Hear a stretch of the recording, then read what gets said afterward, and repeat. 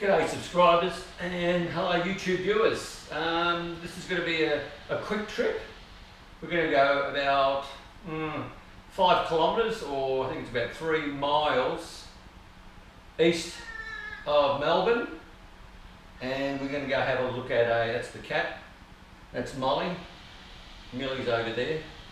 She won't show herself, she might. Yeah, so this is just a quick trip.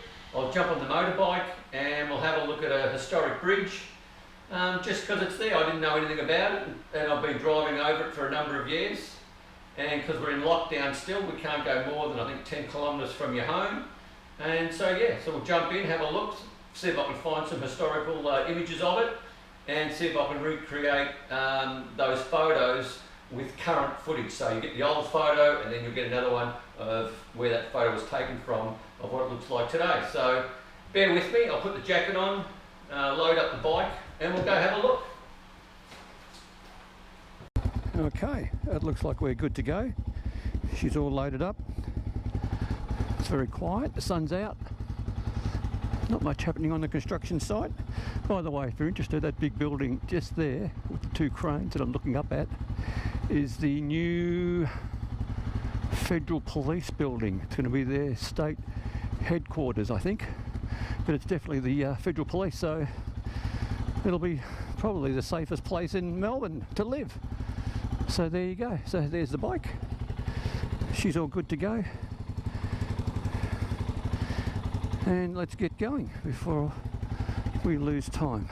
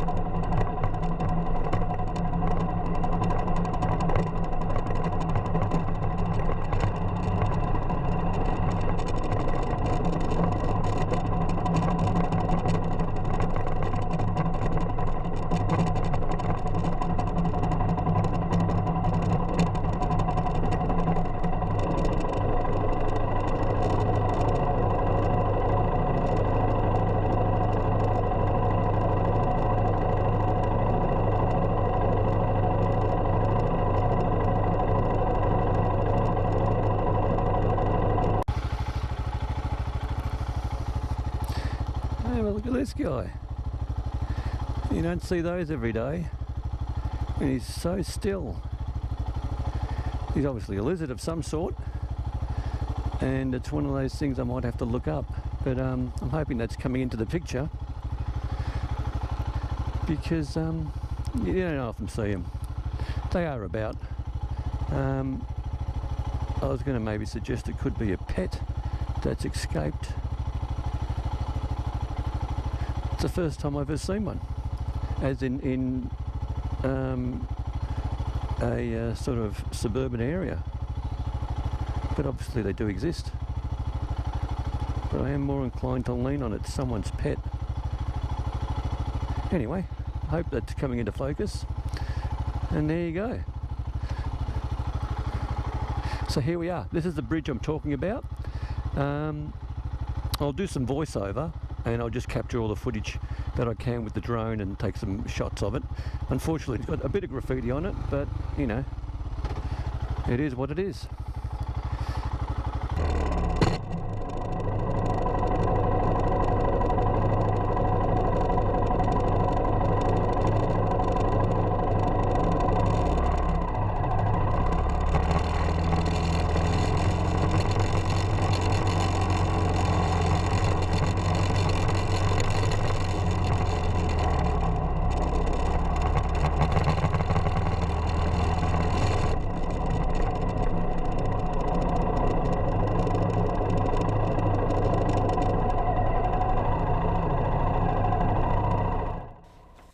One might ask, what's the significance of this bridge?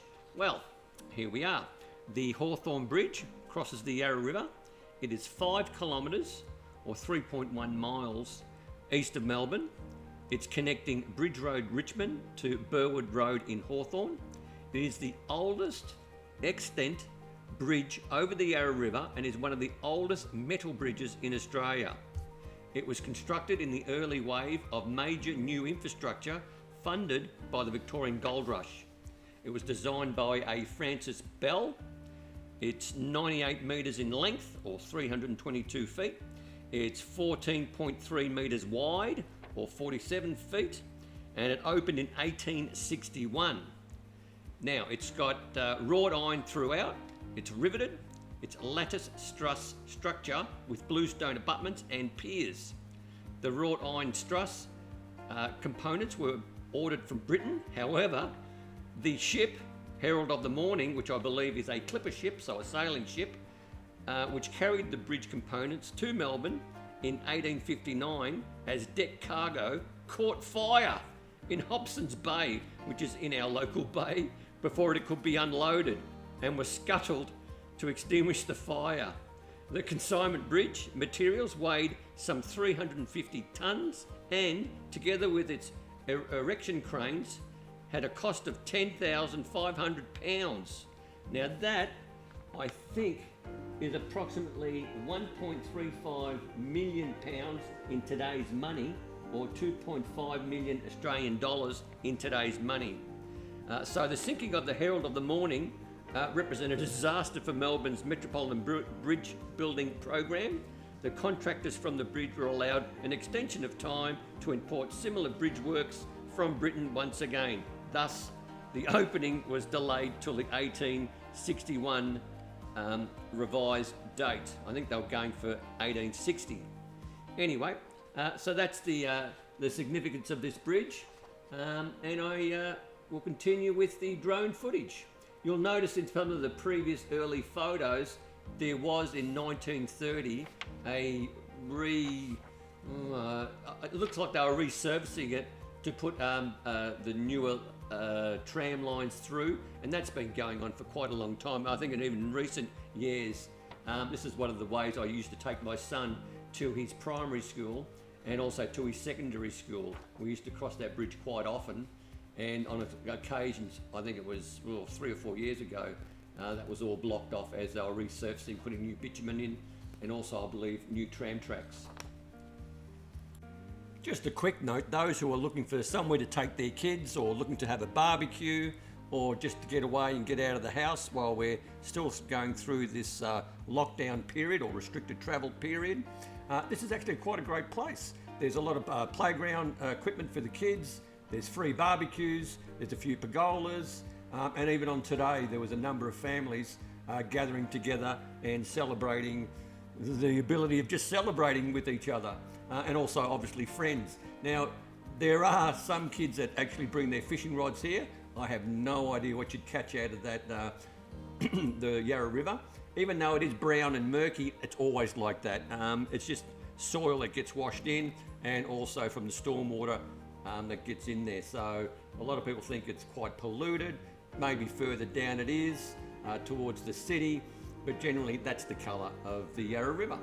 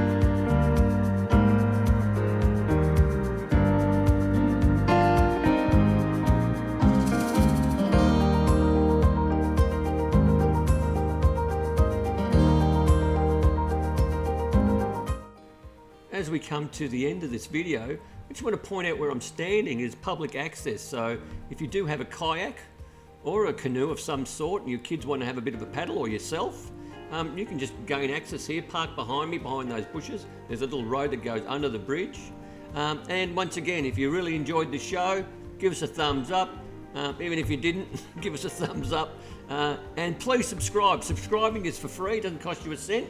And if you want to ring that bell, that'll be great as well. But most importantly, stay safe, commute safe, and have a great day.